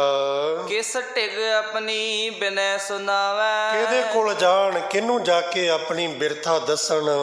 ਸਿਆਣੇ ਸਿੱਖ ਅਦਕ ਦੁਖ ਪਾਵੈ। ਜਿਹੜੇ ਸਿਆਣੇ ਸਿੱਖ ਨੇ ਬਹੁਤ ਦੁਖੀ ਹੁੰਦੇ ਨੇ। ਬੀਚ ਬਕਾਲੇ ਰੌਰ ਵਿਸਾਲਾ। ਬਕਾਲੇ ਦੀ ਧਰਤੀ ਤੇ ਇਹ ਪਖੰਡੀ ਨਕਲੀ ਗੁਰੂਆਂ ਦਾ ਬੋਲ ਬਾਲਾ ਤੇ ਸ਼ੋਰ ਸ਼ਰਾਬਾ ਹੈ। ਉਤਰੇ ਆਨ ਸੰਗਤਾਂ ਜਾਲਾ। ਦੂਰ ਦਰਾਡੇ ਤੋਂ ਸੰਗਤਾਂ ਜਥੇ ਬਣਾ ਕੇ 9ਵੇਂ ਗੁਰੂ ਦੇ ਦੀਦਾਰ ਲਈ ਬਕਾਲੇ ਆਉਂਦੀਆਂ। ਸੰਗ ਮਸੰਦ ਲੈ ਜਿੱਤ ਜਾਵੈ। ਆਪਣੇ ਆਪਣੇ ਇਲਾਕੇ ਤੋਂ ਸੰਗਤਾਂ ਇਕੱਠੀਆਂ ਕਰਕੇ ਮਸੰਦ ਵੀ ਨਾਲ ਲਿਆਉਂਦੇ। ਬਿਨ ਆਨੰਦ ਸੋਢੀ ਪੁਜਵਾਵੈ। ਤੇ ਸਾਰੇ ਸੋਢੀਆਂ ਨੂੰ ਮਸੰਦ ਦੀ ਜਿਹਦੇ ਨਾਲ ਕੋਈ ਸੈਟਿੰਗ ਹੈ, ਕੋਈ ਨੇੜਤਾ ਹੈ, ਪ੍ਰੇਮ ਪਿਆਰ ਹੈ, ਉਹਨੂੰ ਜਾ ਕੇ ਸੰਗਤਾਂ ਦੇ ਮੱਥੇ ਟਿਕਵਾ ਦਿੰਦਾ, ਭੇਟਾ ਚੜਵਾ ਦਿੰਦਾ। ਪਰ ਸੰਗਤਾਂ ਦਾ ਜਿਹੜਾ ਨਾ ਉਹ ਕੰਮ ਪੂਰਾ ਨਹੀਂ ਹੁੰਦਾ। ਨਾ ਹੀ ਦਰਸ਼ਨ ਕਰਕੇ ਆਨੰਦ ਆਉਂਦਾ, ਨਾ ਬਚਨ ਸੁਣ ਕੇ ਸਕੂਨ ਮਿਲਦਾ। ਜਿਸ ਕੋ ਮੇਲ ਅਹੈ ਜਹ ਸਾਤ। ਜਿਹਦੇ ਨਾਲ ਮੇਲ ਮਿਲਾਪ ਹੈ ਉਹ ਉਹਦੇ ਹੀ ਡੇਰੇ ਤੇ ਲੈ ਜਾਂਦਾ ਹੈ। ਤਹ ਲੈ ਜਾਏ ਸੁਨਾਵੇ ਗਾਥ। ਤੇ ਜਾ ਕੇ ਸੰਗਤਾਂ ਜਾਂਦੀਆਂ ਨੇ ਭੇਟਾ ਰੱਖ ਕੇ ਮੱਥਾ ਟੇਕ ਆਉਂਦੀਆਂ। ਇਹ ਗੁਰ ਪੂਰਨ ਅਜਮਾਵੰਤਾ। ਤੇ ਆਪਣੇ ਆਪਣੇ ਛੱਡੇ ਹੋਏ ਮਸੰਦ ਪ੍ਰਚਾਰਕ ਲੋਕਾਂ ਨੂੰ ਦੱਸਦੇ ਨੇ ਵੀ ਆਹ ਜਿਹੜਾ ਗੁਰੂ ਹੈ ਨਾ ਇਹ ਤੇ ਸੱਚਾ ਹੈ, ਇਹ ਬੜਾ ਸ਼ਕਤੀ ਵਾਲਾ ਹੈ, ਇਹ ਦਿਲ ਦੀਆਂ ਜਾਣ ਲੈਂਦਾ। ਇਤਿਆਦਿਕ ਆਪਣੇ ਆਪਣੇ ਗੁਰੂ ਡੰਮ ਦਾ ਪਖੰਡ ਦਾ ਪ੍ਰਚਾਰ ਕਰਦੇ। ਗੁਰੇ ਕਮਾਨਾ ਜੋ ਚਿਤਵੰਤਾ। ਬਈ ਇਹ ਜਿਹੜਾ ਨਾ ਗੁਰੂ ਇਹ ਸੱਚਾ, ਚਲੋ ਮੈਂ ਤੁਹਾਨੂੰ ਸੱਚੇ ਕੋਲ ਲੈ ਕੇ ਜਾਣਾ। ਜਿਵੇਂ ਇੱਥੇ ਤੁਸੀਂ ਵੇਖਦੇ ਹੋ ਨਾ, ਆਪਣੇ ਚਾਂਦਨੀ ਚੌਂਕ 'ਚ ਤੁਸੀਂ ਤੁਰੇ ਜਾਓ ਤੇ ਦੁਕਾਨਾਂ ਵਾਲੇ ਅੱਗੋਂ ਘੇਰ ਘੇਰ ਕੇ ਲਿਆਉਂਦੇ ਨੇ, ਆਓ ਜੀ ਇੱਥੇ ਤੁਹਾਨੂੰ ਅਸਲੀ ਬਨਾਰਸੀ ਸਾੜੀਆਂ ਮਿਲਣਗੀਆਂ, ਕਹਿੰਦੇ ਨਾ ਦੁਕਾਨਾਂ ਵਾਲੇ, ਆਓ ਜੀ। ਉਹ ਸਟੇਸ਼ਨ ਤੋਂ ਹੀ ਵੇਖੀਦਾ, ਪਏ ਪਿੱਛੇ ਜਾਂਦੇ ਨੇ ਏਜੰਟ, ਕਾਰਡ ਦੁਕਾਨਾਂ ਦੇ ਲੈ ਲੈ ਕੇ, ਆਓ ਜੀ ਤੁਹਾਨੂੰ ਲਹਿੰਗਾ ਵਿਖਾਉਂਦੇ ਆ, ਤੁਹਾਨੂੰ ਕੱਪੜੇ ਦਿਖਾਉਂਦੇ ਆ, ਵਰੀ ਦਾ ਸਮਾਨ ਇੱਥੋਂ ਲਓ, ਆਹ ਸਮਾਨ ਇੱਥੋਂ ਲਓ, ਕਹਿੰਦੇ ਨਾ। ਇਸੇ ਤਰ੍ਹਾਂ ਦੇ ਇਹ ਪਖੰਡੀ ਨੇ, ਝੂਠ ਦੀਆਂ ਦੁਕਾਨਾਂ ਖੋਲ੍ਹ ਕੇ ਬੈਠੇ ਨੇ। ਇਹ 9ਵੇਂ ਪਾਤਸ਼ਾਹ 8ਵੇਂ ਪਾਤਸ਼ਾਹ ਮਹਾਰਾਜ ਦੇ ਸਮੇਂ ਤੱਕ ਇਸ ਤਰ੍ਹਾਂ ਨਹੀਂ ਹੋਇਆ, ਸਿਰਫ ਇੱਕ ਵਾਰੀ ਹੋਇਆ ਸੀ। ਪ੍ਰਿਥੀ ਚੰਦ ਨੇ ਕੀਤਾ ਸੀ ਇੱਕ ਵਾਰੀ ਅੰਮ੍ਰਿਤਸਰ ਸਾਹਿਬ, ਇਹ ਆਪਣੀ ਇਹ ਵੱਖਰਾ ਡੇਰਾ ਜਮਾ ਕੇ ਬਹਿ ਗਿਆ ਤੇ ਇਹਨੇ ਮਸੰਦ ਛੱਡ ਦਿੱਤੇ। ਸੰਗਤਾਂ ਨੇ ਆਉਣਾ, ਆਪ ਮੱਥਾ ਟਿਕਵਾ ਲੈਣਾ ਤੇ ਸੰਗਤਾਂ ਨੂੰ ਮਸੰਦਾਂ ਨੇ ਆਖਣਾ ਧੰਨ ਗੁਰੂ ਰਾਮਦਾਸ ਮਹਾਰਾਜ ਜੀ ਦਾ ਵੱਡਾ ਪੁੱਤਰ ਹੈ, ਤੇ ਸੰਗਤਾਂ ਨੇ ਇਸੇ ਗੱਲ ਕਰਕੇ ਮੱਥੇ ਟੇਕੀ ਜਾਣੇ। ਤੇ ਜਦੋਂ ਸੰਗਤਾਂ ਨੇ ਪੁੱਛਣਾ ਨਾ ਵੀ ਲੰਗਰ ਦਾ ਕੀ ਪ੍ਰਬੰਧ ਹੈ, ਆਖਣਾ ਲੰਗਰ ਦੀ ਸੇਵਾ ਜਿਹੜੀ ਹੈ ਨਾ ਉਹ ਉਧਰ ਹੈ ਗੁਰੂ ਅਰਜਨ ਦੇਵ ਮਹਾਰਾਜ ਕੋਲ, ਤੇ ਲੰਗਰ ਮਸਤਾਨੀ ਹੋ ਗਏ, ਚੜ੍ਹਤ ਚੜ੍ਹਾਵਾ ਸਾਰਾ ਪ੍ਰਿਥੀ ਚੰਦ ਸਾਂਭ ਲੈ।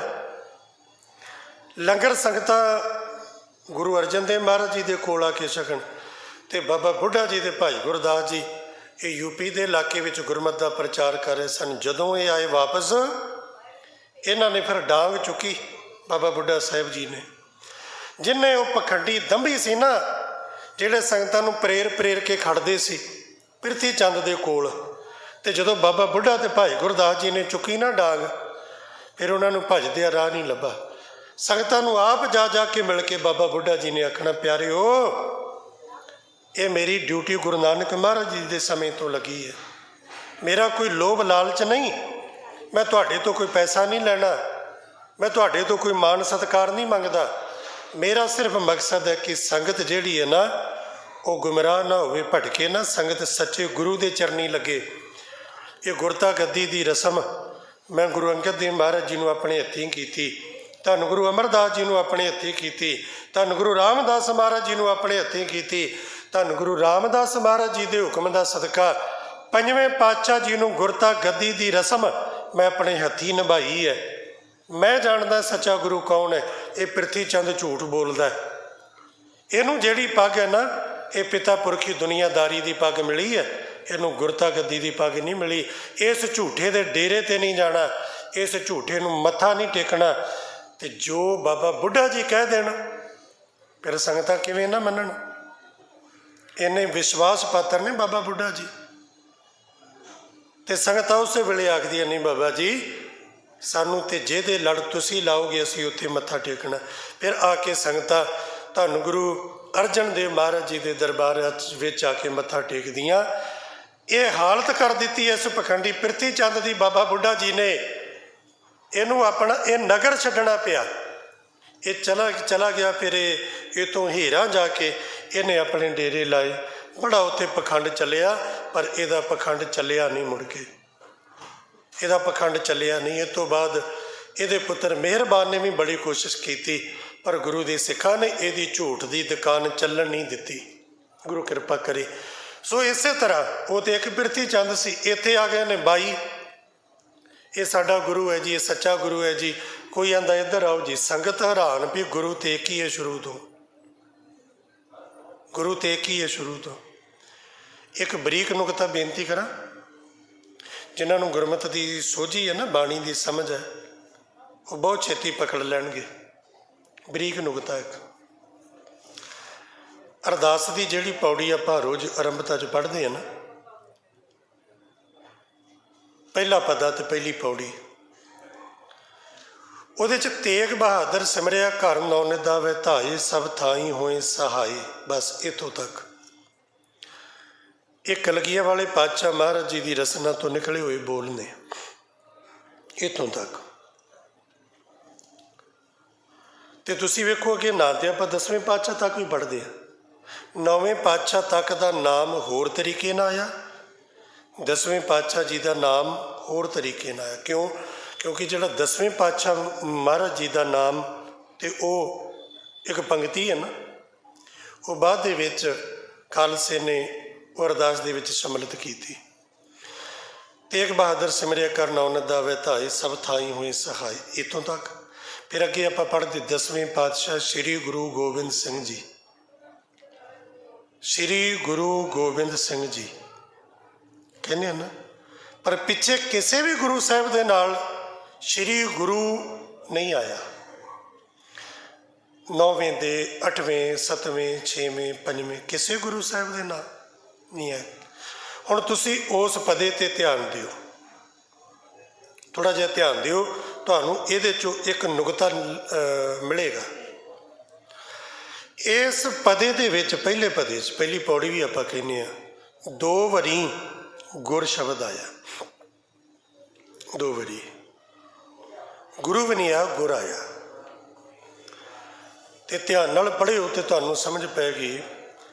प्रथम भगवती सिमर के गुर नानक लई ध्याए, एक बारी इत्थे आया, गुर नानक लई ध्याए, एक बारी आया गुर। हुण दूजी बार फिर अगली भगती च आएगा। फिर अंगद गुर ते अमरदास, शायद असी इस तरह समझिए भी पहली बारी नानक लई गुर शब्द आया, दूसरी बारी अंगद गुर शब्द नाल आया नहीं। दूसरी बारी भी जिहड़ा गुर शब्द आया ना, वो भी गुरु नानक महाराज जी वास्ते आया। जिहड़े सुचेत होकर ध्यान नाल पढ़ते हैं वो इसे तरह ही पढ़ते हैं। फिर अंगद गुर ते अमरदास, अंगद कित्थों बने? गुर ते, किहड़े गुर तो? गुरु नानक तो। ते जिहड़े ध्यान ना देण इस तरह भी पढ़ जाते हैं। फिर अंगद ते गुर अमरदास, जे ते गुर तो पहला ला लो ना अनर्थ हो जाता है, ते गुर तो बाद च आएगा। फिर अंगद गुर ते, अंगद बने ने गुरु तो।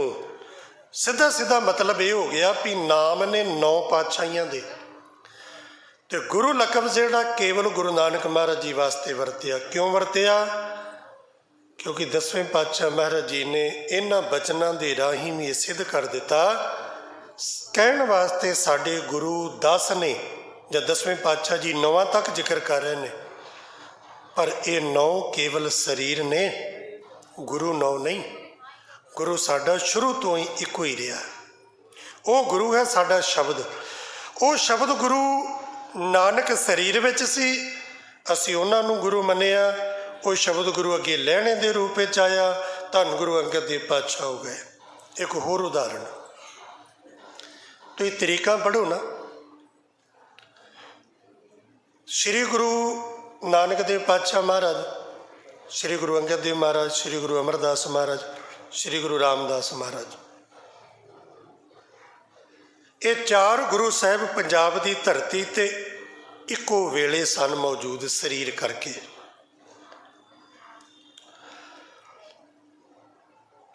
धन गुरु रामदास महाराज जी भाई जेठे के रूप में सी, बहुत छोटी उम्र, भावें उदों लाहौर होने या बासर के आ गए होने। धन गुरु अमरदास महाराज जी अमरदास जी के रूप में सी। धन गुरु अंगद देव महाराज बाबे लहणे के रूप में, ते धन गुरु नानक पातशाह जी गुरता गद्दी के मालिक। 4 शरीर पंजाब की धरती ते कट्ठे सन।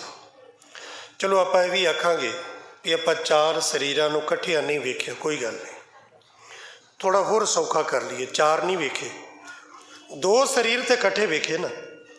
गुरु नानक देव पातशाह महाराज ते बाबा लहणा जी नूं ते आपां कट्ठिया वेखिया ना। बाबा लहणा ते गुरु नानक महाराज जी कट्ठे रहे, ते संगत किनूं मत्था टेकदी रही? दोवां नूं कि एक नूं? एक नूं, गुरु नानक देव पातशाह महाराज जी नूं।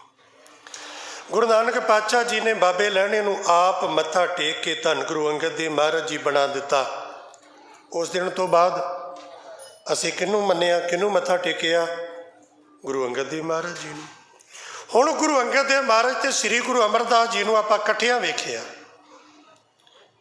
कट्ठियां वेखिया ना। 12 साल कट्ठे रहे, एक गुरता गद्दी ते शुभाईमान ने, एक गागर ढो रहे ने। कि असी दोवां नूं मत्था टेकिया? नहीं, एक नूं मत्था टेकिया। शरीर 2 कट्ठे ने, तो दोवां नूं क्यों नहीं मत्था टेकिया? शरीर तो 2 कट्ठे ने, दोवां नूं नहीं, एक नूं। क्यों एक नूं? साडा गुरु एक है। साडा गुरु ये नहीं, कई बार इसी आने 10वें पातशाह महाराज जी ने मर्यादा बदल दी जी, शब्द नूं गुरता गद्दी दे दी। नहीं नहीं, साडा गुरु शुरू तो ही शब्द है। ਗੁਰੂ ਨਾਨਕ ਮਹਾਰਾਜ ਜੀ ਨੇ ਬਚਨ ਕਹੇ ਸਨ। ਸਿੱਧਾ ਨੇ ਪੁੱਛਿਆ ਸੀ ਤੇਰਾ ਗੁਰੂ ਕੌਣ? ਔਰ ਦੇਖੋ ਇਹ ਵੀ ਸਾਡੇ ਲਈ ਮਾਣ ਦੀ ਗੱਲ ਹੈ। ਦੁਨਿਆਵੀ ਪੱਖ ਤੇ ਨਾ ਕਿਸੇ ਵੀ ਖੇਤਰ ਵਿੱਚ ਲੈ ਲਓ, ਵਿਦਿਆ ਦੇ ਖੇਤਰ ਵਿੱਚ ਲੈ ਲਓ, ਵਿਦਿਆ ਦੇ ਖੇਤਰ 'ਚ ਲੈ ਲਓ, ਜਾਂ ਜਿੱਥੇ ਜਿੱਥੇ ਗੁਰੂ ਚੇਲੇ ਦੀ ਪਰੰਪਰਾ ਚੱਲਦੀ ਆ ਰਹੀ ਹੈ ਨਾ, ਉੱਥੇ ਕੀ ਹੁੰਦਾ? ਉੱਥੇ ਹੁੰਦਾ ਇਹਦਾ ਗੁਰੂ ਆ, ਉਹਦਾ ਗੁਰੂ ਆ, ਉਹਦਾ ਗੁਰੂ ਆ, ਇਸ ਤਰ੍ਹਾਂ ਹੁੰਦਾ ਨਾ। ਤੇ ਕਦੀ ਇਸ ਤਰ੍ਹਾਂ ਨਹੀਂ ਹੁੰਦਾ ਵੀ ਜਿਹੜਾ ਗੁਰੂ ਦਾ ਗੁਰੂ ਹੈ ਅੱਗੇ ਚੇਲੇ ਦਾ ਵੀ ਗੁਰੂ ਉਹ ਹੋਵੇ, ਨਹੀਂ ਹੁੰਦਾ। ਜਿਹੜਾ ਗੁਰੂ ਦਾ ਗੁਰੂ ਹੈ ਉਹ ਚੇਲੇ ਲਈ ਦਾਦਾ ਗੁਰੂ ਹੈ। ਚੇਲੇ ਦਾ ਗੁਰੂ ਹੈ ਗੁਰੂ, ਇਹ ਚੇਲਾ, ਇਹ ਗੁਰੂ। ਜਿਹੜਾ ਅੱਗੇ ਤੀਸਰੀ ਥਾਂ ਤੇ ਉਹ ਗੁਰੂ ਦਾ ਗੁਰੂ, ਚੇਲੇ ਲਈ ਉਹ ਦਾਦਾ ਗੁਰੂ। ਇਸ ਤਰ੍ਹਾਂ ਕੰਮ ਚੱਲਣਾ ਤੇ ਸਾਨੂੰ ਮਾਣ ਮਹਿਸੂਸ ਹੋਏਗਾ ਕਿ ਸਾਡਾ ਗੁਰੂ ਪਤਾ ਕੌਣ ਹੈ? ਸਾਡਾ ਗੁਰੂ ਉਹੀ ਗੁਰੂ ਹੈ ਜਿਹੜਾ ਗੁਰੂ ਗੁਰੂ ਨਾਨਕ ਦਾ ਗੁਰੂ ਹੈ। ਥੋੜਾ ਬਰੀਕ ਨੁਕਤਾ। ਗੁਰੂ ਨਾਨਕ ਨੂੰ ਸਿੱਧਾ ਨੇ ਪੁੱਛਿਆ ਸੀ ਕਵਣ ਮੂਲ ਕਵਣ ਮਤ ਵੇਲਾ, ਤੇਰਾ ਕਵਣ ਗੁਰੂ ਜਿਸ ਕਾ ਤੂੰ ਚੇਲਾ? ਪੁੱਛਿਆ ਸੀ ਨਾ ਤੇਰਾ ਗੁਰੂ ਕੌਣ? ਤੇ ਬਾਬਾ ਨਾਨਕ ਜੀ ਨੇ ਕੀ ਆਖਿਆ? ਪਵਨ ਆਰੰਭ ਸਤਿਗੁਰ ਮਤ ਵੇਲਾ, ਸ਼ਬਦ ਗੁਰੂ ਸੁਰਤ ਧੁਨ ਚੇਲਾ। ਮੇਰਾ ਗੁਰੂ ਕੌਣ ਹੈ? ਸ਼ਬਦ। ਗੁਰੂ ਨਾਨਕ ਮਹਾਰਾਜ ਦਾ ਗੁਰੂ ਕੌਣ ਹੈ? ਸ਼ਬਦ। ਇਹ ਮਰਿਆਦਾ ਤੋਂ ਸ਼ੁਰੂ ਤੋਂ ਹੀ ਸੀ ਤੇ 10ਵੇਂ ਪਾਤਸ਼ਾਹ ਜੀ ਨੇ ਇਹਨੂੰ ਪ੍ਰਗਟ ਕਰ ਦਿੱਤਾ। ਇਸ ਤਰ੍ਹਾਂ ਕਹਿ ਲਓ ਕਿ ਸ਼ਬਦ ਗੁਰੂ ਹੈ ਸਾਡਾ, ਸਰੀਰ ਦੇ ਗੁਰੂ ਨਹੀਂ। ਇਹ ਗੱਲ ਸਮਝਾਉਣ ਲਈ ਸੱਚੇ ਪਾਤਸ਼ਾਹ ਮਹਾਰਾਜ ਜੀ ਨੇ 10 ਜਾਮੇ ਧਾਰਨ ਕੀਤੇ ਤੇ 10ਵੇਂ ਜਾਮੇ ਵਿੱਚ ਜਾ ਕੇ ਪ੍ਰਗਟ ਕਰ ਦਿੱਤਾ। ਪ੍ਰਗਟ ਗੁਰਾਂ ਕੀ ਦੇ ਹੁਕਮ ਕਰਕੇ ਆਖਿਆ। ਇਹ ਆਪਸ਼ਨ ਨਹੀਂ ਦਿੱਤਾ ਮੰਨੋ ਨਾ ਮੰਨੋ, ਨਹੀਂ। ਸਭ ਸਿੱਖਣ ਕੋ ਹੁਕਮ ਹੈ ਗੁਰੂ ਮਾਨਿਓ ਗ੍ਰੰਥ। ਸਾਡਾ ਗੁਰੂ ਹੈ ਸ਼ਬਦ। ਉਹ ਸ਼ਬਦ ਗੁਰੂ ਬਾਬੇ ਲਹਿਣੇ ਦੇ ਰੂਪ ਵਿੱਚ ਆਇਆ। ਅਸੀਂ ਧੰਨ ਗੁਰੂ ਅੰਗਦ ਦੇਵ ਮਹਾਰਾਜ ਜੀ ਕਰਕੇ ਮੱਥਾ ਟੇਕਿਆ। ਇੱਕ ਬਾਣੀ 'ਚ ਉਦਾਹਰਣ ਦੇਵਾਂ, ਸ਼ਬਦ ਗੁਰੂ ਚੌਥੇ ਪਾਤਸ਼ਾਹ ਭਾਈ ਜੇਠੇ ਦੇ ਅੰਦਰ ਆਣ ਟਿਕਿਆ। ਧੰਨ ਗੁਰੂ ਰਾਮਦਾਸ ਮਹਾਰਾਜ ਬਣੇ ਤੇ ਪਤਾ ਸੀ ਫਿਰ ਕਿਸ ਤਰ੍ਹਾਂ ਮੱਥਾ ਟੇਕਿਆ ਧੰਨ ਗੁਰੂ ਰਾਮਦਾਸ ਮਹਾਰਾਜ ਨੂੰ। ਬਾਣੀ 'ਚ ਪੜ੍ਹਿਓ, ਸਿੱਖੀ ਅਤੇ ਸੰਗਤੀ ਪਾਰ ਬ੍ਰਹਮ ਕਰ ਨਮਸਕਾਰਿਆ। ਸਿੱਖਾਂ ਤੇ ਸੰਗਤਾਂ ਨੇ ਧੰਨ ਗੁਰੂ ਰਾਮਦਾਸ ਮਹਾਰਾਜ ਜੀ ਨੂੰ ਰੱਬ ਕਰਕੇ, ਪਰਮੇਸ਼ਰ ਕਰਕੇ ਜਾਣਿਆ ਤੇ ਮੱਥਾ ਟੇਕਿਆ। ਕਿਉਂ? ਪਹਿਲਾਂ ਕਿਉਂ ਨਹੀਂ ਟੇਕਿਆ? ਕਿਉਂਕਿ ਪਹਿਲਾਂ ਅੰਦਰ ਜੋਤ ਨਹੀਂ ਸੀ, ਸ਼ਬਦ ਨਹੀਂ ਸੀ। ਸਾਡਾ ਗੁਰੂ ਸ਼ੁਰੂ ਤੋਂ ਸ਼ਬਦ ਹੈ। ਸੋ ਬੇਨਤੀ ਕਰਾਂ, ਇਹ ਹੁਣ ਪਖੰਡੀ ਦੰਭੀ ਝੂਠੀਆਂ ਦੁਕਾਨਾਂ ਲਾ ਕੇ ਬੈਠੇ, ਆਪਣੇ ਆਪਣੇ ਪ੍ਰਚਾਰਕ ਛੱਡੇ, ਭੋਲੀਆਂ ਸੰਗਤਾਂ ਨੂੰ ਗੁੰਮਰਾਹ ਕਰਕੇ ਲੈ ਕੇ ਆਉਂਦੇ ਨੇ। ਆਓ ਬਈ ਆਹ ਸੱਚਾ ਹੈ, ਦੂਜਿਆਂ ਦਾ ਆਹ ਸੱਚਾ, ਤੇ ਸੰਗਤ ਨੂੰ ਪਤਾ ਹੀ ਨਹੀਂ ਲੱਗਦਾ ਵੀ ਸੱਚਾ ਹੈ ਕੌਣ ਤੇ ਕੌਣ ਝੂਠਾ ਹੈ। ਅਬ ਗਾਦੀ ਪਰ ਇਸਕੋ ਜਾਨੋ। ਇਹ ਸਾਰੇ ਆਪਣੇ ਆਪਣੇ ਗੁਰੂ ਦੀ ਡਪਲੀ ਪਿੱਟੀ ਜਾਂਦੇ ਨੇ ਵੀ ਆਹ ਜਿਹੜਾ ਨਾ ਇਹ ਹੁਣ ਗੱਦੀ ਤੇ ਸੱਚਾ ਗੁਰੂ ਹੈ। ਹਾਥ ਜੋਰ ਤਨ ਦੇਹੋ ਮਨਵਾਨੋ। ਆਓ ਇਹਨੂੰ ਭੇਟਾ ਰੱਖੋ, ਜੋ ਤੁਸੀਂ ਮੰਗੋ ਇਹਦੇ ਕੋਲੋਂ ਮਿਲੇਗਾ। ਕਰੋ ਪ੍ਰਸੰਨ ਸੋ ਬਾਛਤ ਪਾਵੋ। ਇਹਨੂੰ ਪ੍ਰਸੰਨ ਕਰ ਲਓ, ਜੋ ਤੁਸੀਂ ਚਾਹੋ ਤੁਹਾਨੂੰ ਮਿਲ ਜਾਏਗਾ। ਨਿਸ ਦਿਨ ਮਨ ਮੈਂ ਚਰਨ ਮਨਾਵੋ। ਰਾਤ ਦਿਨ ਇਹਦਾ ਧਿਆਨ ਧਰ ਕੇ ਦੇ ਚਰਨ ਪੂਜੋ। ਕਹੇ ਮਸੰਦਨ ਕੇ ਲੱਗ ਕਰਕੇ।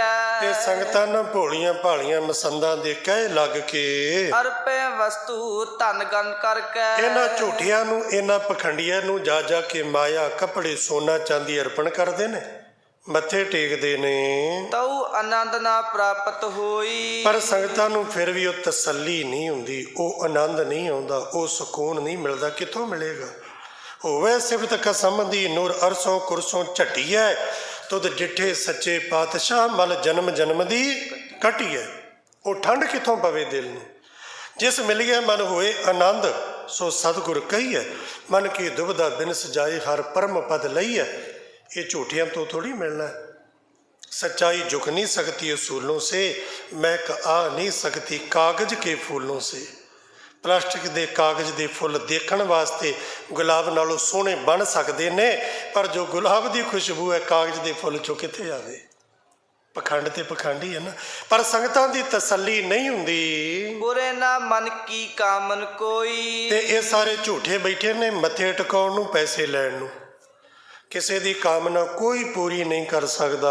ਤੇ ਕਰ ਹਿਰਦੈ ਵਿਸੂਰਤ ਫੇਰ। ਤੇ ਸੰਗਤਾਂ ਜਦੋਂ ਇਸ ਤਰ੍ਹਾਂ ਸੰਗਤਾਂ ਨਾਲ ਹੁੰਦਾ ਹੈ ਤੇ ਸੰਗਤਾਂ ਫਿਰ ਝੂਰਦੀਆਂ ਨੇ ਵੀ ਸਾਡੇ ਨਾਲ ਤੇ ਠੱਗੀ ਵੱਜ ਗਈ। ਦੂਸਰ ਕੋ ਪੂਜਤਾ ਨਰ ਹੇਰ। ਤੇ ਫਿਰ ਇੱਕ ਬੰਦਾ ਇਸ ਡੇਰੇ ਚੋਂ ਆਉਂਦਾ ਹੈ, ਅੱਗੋਂ ਨੂੰ ਉਹ ਮਿਲ ਜਾਂਦਾ ਜਿਹੜਾ ਦੂਸਰੇ ਡੇਰੇ ਤੋਂ ਆਇਆ। ਜੋ ਕੁਝ ਇਹਦੇ ਨਾਲ ਹੋਈ ਉਹੀ ਉਹਦੇ ਨਾਲ ਹੋਈ। ਦੋਨੋਂ ਜਣੇ ਫਿਰ ਮਿਲ ਕੇ ਚਰਚਾ ਕਰਦੇ ਨੇ, ਆਪਸ ਵਿੱਚ ਸਿੱਖ ਮਿਲ ਮਿਲ ਕਹੈ। ਤੇ ਹੁਣ ਹੈਰਾਨ ਹੁੰਦੇ ਨੇ ਵੀ ਹੁਣ ਸੱਚਾ ਮੰਨੀਏ ਕਿਹਨੂੰ। ਹੈਰਾਨੀ ਹੁੰਦੀ ਹੈ, ਤੂੰ ਜਿੱਧਰ ਗਿਆ ਉਹ ਸੱਚਾ ਕਿ ਮੈਂ ਜਿੱਧਰ ਗਿਆ ਉਹ ਸੱਚਾ। ਤੇ ਸਾਰੇ ਫਿਰ ਜੋ ਗੱਲ ਦੱਸਦੇ ਨੇ ਇੱਕੋ ਜੀ। ਉਹਦਾ ਮੈਨੂੰ ਮਸੰਦ ਲੈ ਗਿਆ, ਦੂਜਾ ਦਾ ਮੈਨੂੰ ਹੀ ਮਸੰਦ ਲੈ ਗਿਆ। ਇਸ ਤਰ੍ਹਾਂ ਸਿੱਖ ਸੰਗਤ ਬੜੀ ਗੁੰਮਰਾਹ ਹੋ ਰਹੀ ਹੈ। ਅਰਬ ਅਕੋਰਨਾ ਨਿਰਣੈ ਲਹੈ। ਤੇ ਭੇਟਾ ਰੱਖਦੇ ਨੇ ਪਰ ਯਕੀਨ ਨਹੀਂ ਹੁੰਦਾ ਵੀ ਸੱਚਾ ਹੈ ਕਿ ਝੂਠਾ ਹੈ। ਕਹੇ ਮਸੰਦਨ ਕੇ ਹਮ ਦੇਤ। ਤੇ ਸਾਰੇ ਆਖਦੇ ਨੇ ਵੀ ਸਾਡੀ ਤੇ ਕੋਈ ਮੁਰਾਦ ਪੂਰੀ ਨਹੀਂ ਹੋਈ, ਸਾਨੂੰ ਤੇ ਕੋਈ ਸੱਚਾ ਨਹੀਂ ਲੱਗਿਆ। ਅਸੀਂ ਤੇ ਸਿਰਫ ਆ ਮਸੰਦਾਂ ਦੇ ਕਹਿ ਕੁਹਾਏ ਮੱਥਾ ਟੇਕੀ ਜਾਣੇ ਹਾਂ। ਗੁਰ ਕੋਡੀ ਨਹਿ ਰਖੈ ਨਿਕੇਤ। ਹਾਂਜੀ, ਗੁਰ ਕੋਡੀ ਨਹਿ ਰਖੈ ਨਿਕੇਤ। ਗੁਰ ਕੌਡੀ ਨਾ ਰੱਖੇ ਨਕੇਤੋ। ਕਹਿੰਦੇ ਅਸੀਂ ਕੀ ਕਰੀਏ, ਅਸੀਂ ਤੇ ਸਿੱਖ ਹਾਂ, ਸਾਡਾ ਤੇ ਫਰਜ਼ ਹੈ ਵੀ ਗੁਰੂ ਦੇ ਦਸਵੰਧ ਦੀ ਇੱਕ ਕੌਡੀ ਵੀ ਆਪਣੇ ਕੋਲ ਨਹੀਂ ਰੱਖਣੀ। ਹੁਣ ਹੈਰਾਨੀ ਹੁੰਦੀ, ਆਪਣੇ ਕੋਲ ਰੱਖੀਏ ਤੇ ਗੁਨਾਹਗਰ ਬਣਦੇ ਆ, ਜੇ ਪਖੰਡੀ ਨੂੰ ਦੇ ਦਈਏ ਤੇ ਤਾਂ ਵੀ ਪਾਪ। ਜਾਈਏ ਕਿੱਧਰ?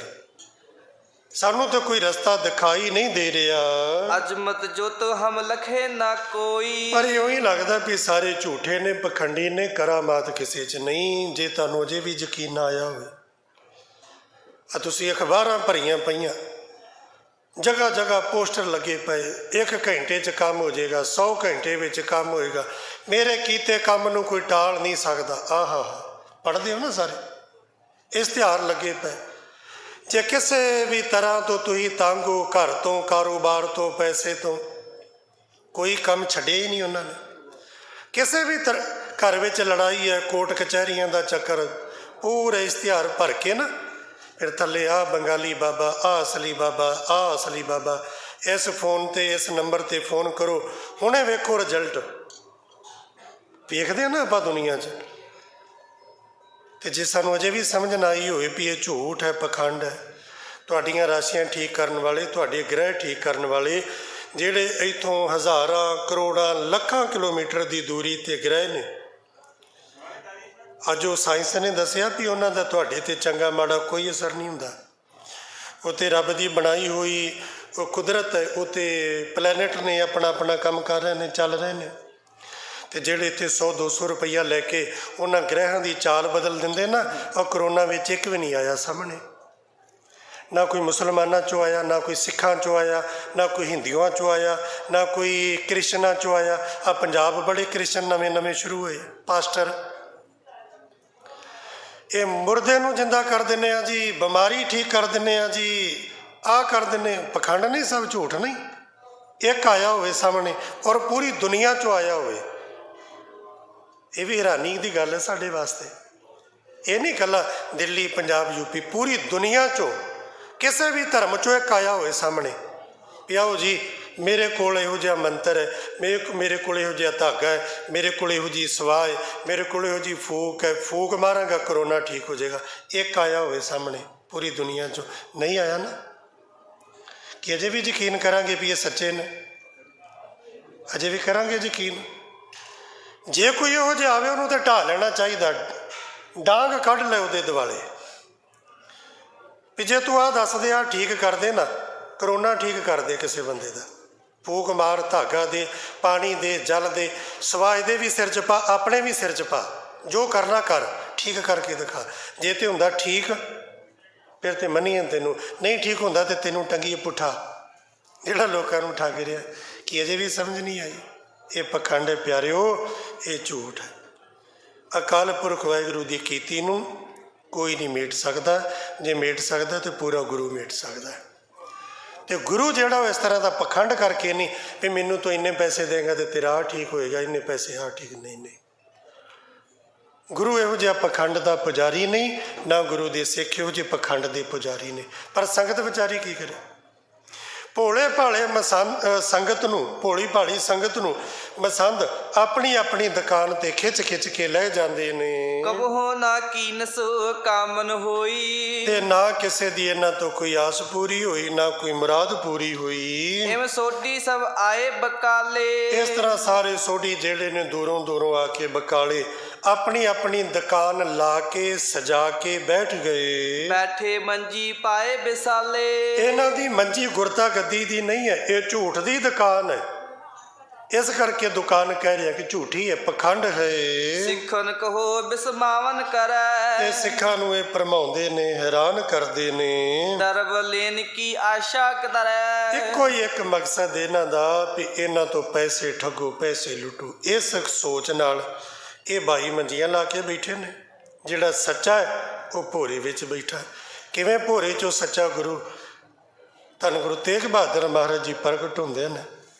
ਤੇ ਇਹ ਸੇਵਾ ਆਉਂਦੀ ਹੈ ਭਾਈ ਮੱਖਣ ਸ਼ਾਹ ਲੁਬਾਣੀ ਦੇ ਹਿੱਸੇ। ਮੱਖਣ ਸ਼ਾਹ ਕੌਣ ਸੀ? ਕਿਵੇਂ ਉਹ ਗੁਰਮਤ ਦਾ ਪ੍ਰਚਾਰ ਕਰਦਾ ਸੀ? ਕਿਉਂ ਬਕਾਲੇ ਆਇਆ? ਇਹ ਅਗਲੇ ਦੀਵਾਨਾਂ 'ਚ ਭੁੱਲਾਂ ਦੀ ਖਿਮਾ।